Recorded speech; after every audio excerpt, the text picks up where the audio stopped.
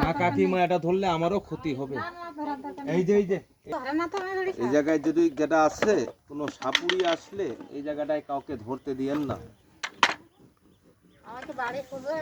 পূজা হয় না? আমাদের থান হয়। থান আছে না? এই যে ও, এই যে দেখে যান দিদি, একটু প্রণাম দিয়ে যান। ঠাকুরটাকে একটু দেখে যান, ভয় নেই।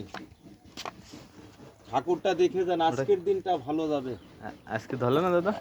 আর আপনারা যদি পারেন, এই কিনা দিয়ে আমি ওখানে আসলাম, কিন্তু ওই পাশে বিন বাজালাম, কিন্তু একটা গাছ দেখলাম। গাছটা হইল সাপের গাছ। গাছটা দেখে মনে মনে চিন্তা করলাম, এলাকায় গাছ আছে কিন্তু চিনার মতো লোক নেই। আছে আমাদের কবিরা। গাছটা টান দিয়ে তুলে বাড়িতে রেখে দিয়েন। এরকম বিষাক্ত সাপ, ইঁদুর, ব্যাঙ, তেলাপোকা আসবে না। কিন্তু সাপটা দেখেন আপনারা, কিন্তু কেউ টিটকারি করবেন না, কেন আপনাদের বাজারে আসি আমরা। না ফড়িং সাপ না,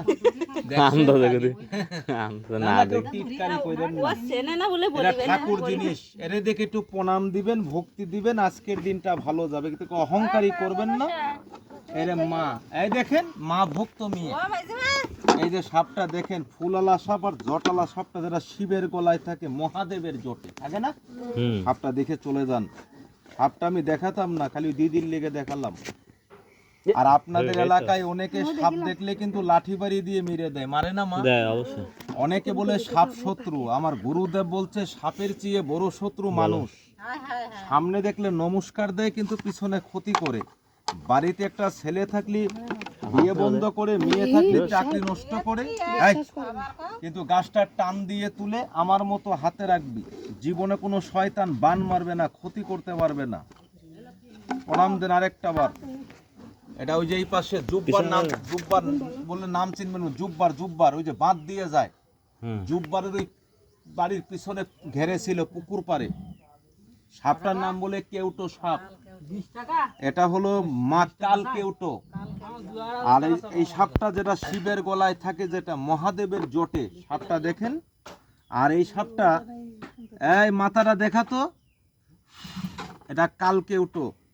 এইদিকে, এই মাথাটা দেখা রাখ, এইদিকে, এইদিকে। আরেকটা বার প্রণাম দেন। কিন্তু সাপের নেশটা দেখেন, কালারটা কিন্তু এইদিকে হলুদ আছে না? না ডাড়াই সাপ না কাকিমা, কিন্তু মানে ডাড়াই সাপের মতো দেখতে, কিন্তু এটা কেউটো সাপ না। কিন্তু আরেকটা আছে কালো, একদম কি মানে একদম কালো। আর আপনাদের এলাকায় একটা গাছ আছে, তুলসী গাছ, ওই পাশে আছে গাছটা কৃষ্ণ তুলসী, আছে না নেই? আছে, যেটা কালো তুলসী। রাধাটা আছে মা, পারলে একটু কালোটা নিবেন।